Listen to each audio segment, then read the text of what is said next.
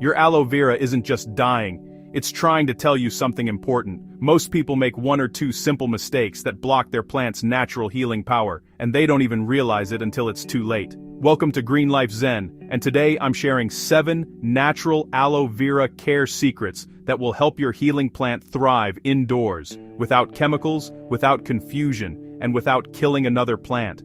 If you're part of our community who wants simple, sustainable solutions that actually work, you're in the right place.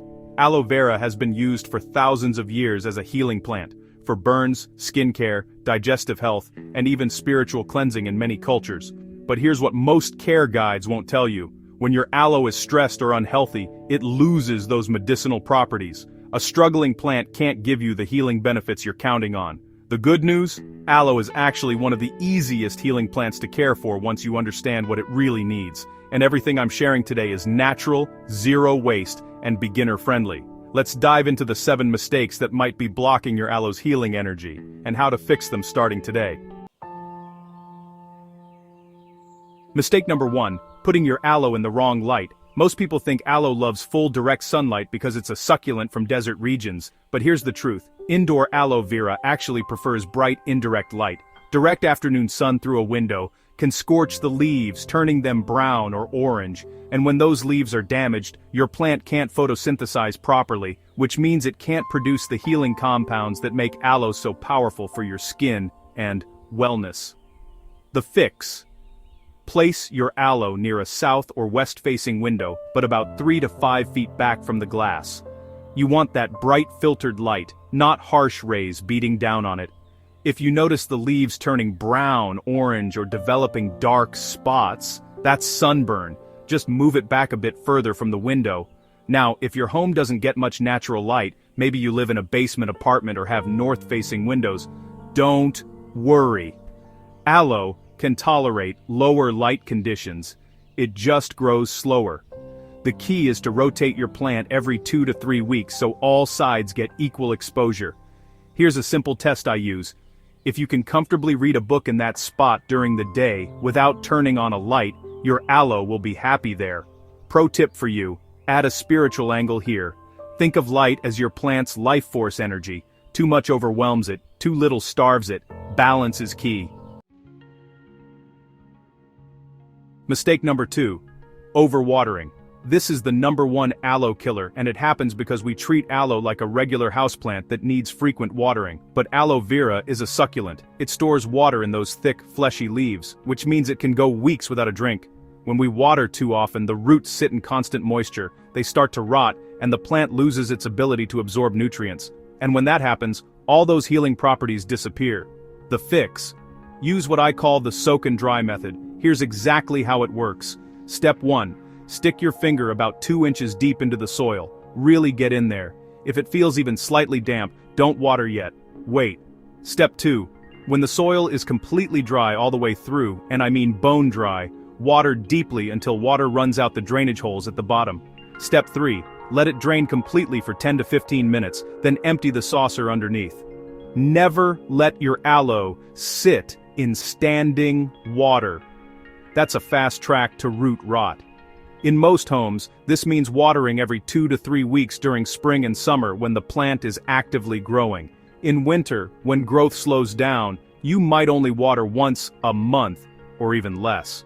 Here's a zero-waste tip that fits perfectly with our Green Life Zen philosophy. Save your pasta cooking water or vegetable steaming water.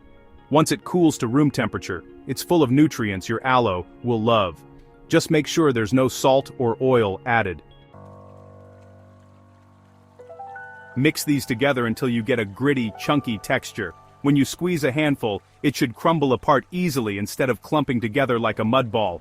The goal is soil that drains water in seconds, not minutes. When you water, you should see it flow right through and out the drainage holes. Instead of buying new materials, here are sustainable alternatives. Use finished compost from your own bin or local community garden. Collect coarse sand from a beach or riverbank. Just rinse it first. Save broken, terracotta pot pieces and crush them for drainage material. Ask at local plant shops for their empty soil bags to reuse. When you repot your aloe, gently shake off the old dense soil from the roots and replant in your new fast-draining mix. Your plant will thank you with stronger, healthier growth, and more potent healing gel. One more thing. Never reuse soil from a plant that died of disease or root rot. That soil carries pathogens that can infect your healthy aloe. Compost it outdoors instead, where heat will kill any harmful organisms. Mistake number 4. Using the wrong container. I see this all the time. People buy a beautiful decorative pot, plant their aloe directly in it, and wonder why it dies within a few months. The problem? No drainage holes. Without drainage, every time you water, that moisture has nowhere to go. It just sits at the bottom, creating a swamp environment that suffocates and rots the roots. And even if you're careful with watering, salts and minerals build up in the soil over time, with no way to flush out. The fix? Your aloe needs a container with drainage holes at the bottom, non-negotiable. This allows excess water to escape and prevents root rot, the #1 aloe killer. Now here's where we bring in sustainable choices. Instead of buying new plastic pots, consider these zero-waste alternatives. Sustainable container options. Option 1, terracotta or clay pots. These are my absolute favorite for aloe. They're porous, which means they allow air and moisture to move through the walls. This helps prevent overwatering and keeps roots healthy. Plus, they're natural, biodegradable, and can last for decades. Option 2, upcycled containers. Old ceramic bowls, metal tins, or even wooden boxes can work beautifully. Just drill drainage holes in the bottom using a masonry bit for ceramic or a regular drill bit for wood. Option 3, thrifted pots. Check your local thrift stores or yard sales. You can find gorgeous vintage planters for a fraction of the cost, and you're keeping them out of landfills. Choose a pot that's only 1 to 2 inches wider than your aloe's root ball. Too big, and the soil stays wet too long. Too small, and your plant becomes root-bound and can't access nutrients. If you have a decorative pot without drainage that you absolutely love, here's a workaround. Plant your aloe in a smaller nursery pot with drainage, then place that inside your decorative container. Just make sure to remove it when watering and let it drain completely before putting it back. Pro tip, avoid dark-colored pots if your aloe gets direct sun. They absorb heat and can literally cook the roots. Stick with light colors or natural terracotta. This simple container choice makes the difference between a struggling plant and a thriving healing powerhouse. Mistake number 5, exposing your aloe to temperature extremes. Aloe vera loves consistency. In its natural habitat, temperatures stay relatively stable, warm during the day, slightly cooler at night, but never dramatic swings. When we subject our indoor aloe to cold drafts, heating vents, or temperature roller coasters, it goes into survival mode and stops producing those healing compounds we want. The problem zones. Right next to heating or AC vents, hot-cold blasts, drafty windows in winter, cold shock, near exterior doors that open frequently, temperature swings, on top of appliances that generate heat, too warm. The fix? Aloe thrives in temperatures between 55 to 80 degrees Fahrenheit or 13 to 27 degrees Celsius. That's the sweet spot where it can focus energy on growth and healing gel production instead of just surviving. Find a spot in your home that maintains stable temperatures year-round. For most of us, that's away from windows and vents, in a central area of the room. Here's how to create a healing microclimate naturally. No fancy equipment needed. If your home gets cold at night, move your aloe away from windows where cold radiates through the glass. Even a few feet makes a huge difference. If your home gets hot, place your aloe in the coolest room, usually a north-facing space or basement level. Just make sure it still gets that bright indirect light we talked about. Think of your aloe's environment like your own energy field.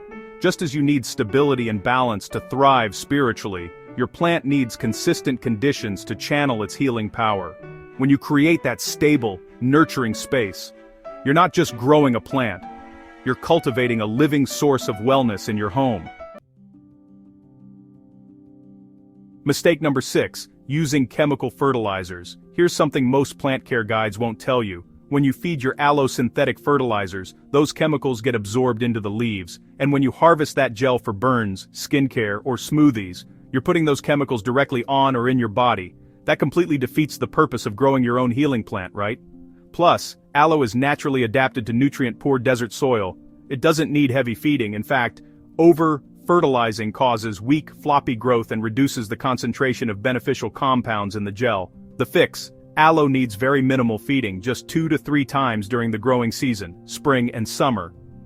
And we're going to use completely natural, zero-waste options. Natural feeding options. Option 1. Compost tea. Take a handful of finished compost, steep it in a gallon of water for 24 hours, strain it, and use that nutrient-rich liquid to water your aloe once a month during growing season. Option 2. Banana peel water. Save your banana peels, which you'd normally compost anyway, soak them in water for 2 to 3 days, remove the peels, and use that potassium-rich water. Aloe loves potassium. It strengthens cell walls and boosts healing properties. Option 3. Diluted worm castings. If you have a worm bin, which is the ultimate zero-waste composting system, mix 1 tablespoon of worm castings into a gallon of water. This is like liquid gold for plants, full of beneficial microbes and nutrients. Option 4. Nothing at all. Honestly, if you're using good quality soil or compost, your aloe might not need any additional feeding. These plants are incredibly self-sufficient. When to feed? Early spring, March to April. Wake-up feeding as growth resumes. Midsummer, June to July. Peak growth support, late summer, August. Final boost, before dormancy. When not to feed? Never fertilize in fall or winter when your aloe is resting. It won't use those nutrients and they'll just build up in the soil, potentially burning the roots. This plant-based, zero-waste approach keeps your aloe pure, potent, and perfectly aligned with natural healing. Mistake number 7, and this is the one that breaks my heart the most: ignoring your plant's warning signs until it's too late. Your aloe is constantly communicating with you. It's telling you exactly what it needs through the appearance of its leaves, but most people don't know how to read that language, so they miss the early signals when problems are still easy to fix. Let me teach you how to read your plant's healing language. Brown or orange leaves. This means sunburn. Your aloe is getting too much direct light. Move it back from the window or add a sheer curtain to filter the rays. Brown mushy leaves at the base. Root rot from overwatering. Stop watering immediately. Remove the plant from its pot. Trim away any black or mushy roots with clean scissors. Let it dry for 24 hours, then repot in fresh, dry soil. Don't water for at least a week. Thin, pale, or stretched out leaves. Not enough light. Your aloe is literally reaching and stretching toward any available light source. Move it closer to a window or to a brighter location. Wrinkled, shriveled leaves. Underwatering. Yes, aloe can handle drought, but if the leaves look deflated like a balloon, losing air, it needs a good, deep watering. Give it a thorough soak, and it should plump back up within 24 to 48 hours. Red or purple. Tinted leaves. Stress response, usually from cold temperatures or sudden environmental changes. Move your plant to a more stable location and it should return to green within a few weeks. Leaves falling off or drooping. This can mean several things: root rot, severe underwatering, or the plant is root-bound. Check the roots. If they're circling the pot, it's time to repot into something slightly larger. Here's what I want you to remember. Your aloe isn't fragile, it's resilient. It wants to survive and thrive. When you see these warning signs, don't panic. Just respond with the appropriate care adjustment. Think of it like your own body. When you're thirsty, you drink water. When you're tired, you rest. Your aloe is the same. It tells you what it needs, and when you listen and respond, it rewards you with vibrant health and powerful healing properties. Check your aloe once a week. Really look at it. Touch the leaves. Feel the soil. This weekly ritual isn't just plant care, it's a mindfulness practice that connects you to the living energy in your home. Before we wrap up, I want to share a bonus tip that most aloe care guides completely skip: how to ethically harvest your aloe gel without harming your plant. Because what's the point of growing a healing plant if you don't know how to use it safely, right? When to harvest? Only harvest from mature aloe plants that are at least 3 to 4 years old with leaves that are 8 to 10 inches long. Younger plants need all their leaves to photosynthesize and grow strong. How to harvest? Step 1. Choose an outer leaf. These are the oldest and most mature. Never take from the center where new growth emerges. Step 2. Use a clean, sharp knife. Sterilize it with rubbing alcohol first. Cut the leaf as close to the base as possible at a slight angle. Step 3. Let the cut end drain for 10 to 15 minutes. That yellow-orange liquid is aloin. It's a natural laxative that can irritate skin. We don't want that in our gel. Step 4. Rinse the leaf, then slice off the spiky edges. Carefully fillet the leaf to separate the clear gel from the green outer skin. Never take more than 1 to 2 leaves at a time. Wait at least 4 to 6 weeks between harvests. Leave at least 5 to 6 healthy leaves on the plant, so it can continue photosynthesizing. Fresh aloe gel can be used immediately for burns, sunburns, skin irritation, or even added to smoothies. Store any extra in an airtight glass container in the fridge for up to 1 week, or freeze it in ice cube trays for longer storage. This is the ultimate zero-waste, plant-based remedy, grown in your own home, harvested with intention, and used to support your natural wellness journey. No packaging, no preservatives, no chemicals, just pure healing power from a plant you nurtured yourself. So, there you have it. The 7 mistakes that could be blocking your aloe's healing power, plus natural solutions for every single one. Let's do a quick recap. Wrong light, bright indirect, not direct sun. Overwatering, soak and dry method only. Wrong soil, fast-draining succulent mix. Wrong container, drainage holes are non-negotiable. Temperature stress, stable 55-80 degree life environment. Chemical fertilizers, natural, plant-based feeding 2 to 3 times per year. Ignoring signs, learn your plant's language. When you fix these 7 things, you're not just keeping a plant alive, you're cultivating a powerful source of natural healing in your home, and you're doing it in a way that's sustainable, zero waste, and aligned with mindful living. Now I want to hear from you. Which of these mistakes have you been making? Drop a comment below and let me know. I read every single one, and I love connecting with our Green Life Zen community. And if you want to learn even more about your houseplants, be sure to check out my 2 other videos, The Truth About Snake Plants, Why They're a Spiritual Powerhouse, and Your ZZ Plant is Secretly Killing Your Home Energy. Both videos dive into fascinating insights that can help you better understand and care for your plants while enhancing your home's energy. If you're new here, welcome to Green Life Zen. We're all about making sustainable living simple and accessible. Every week, I share one actionable change you can make to live more naturally, whether that's zero-waste tips, plant-based recipes, or green gardening like today. Hit that subscribe button and turn on notifications so you don't miss our next video. Thank you so much for being here and for caring about natural, sustainable living. Your aloe and the planet thanks you too. I'll see you in the next video. Until then, keep growing, keep healing, and keep it green.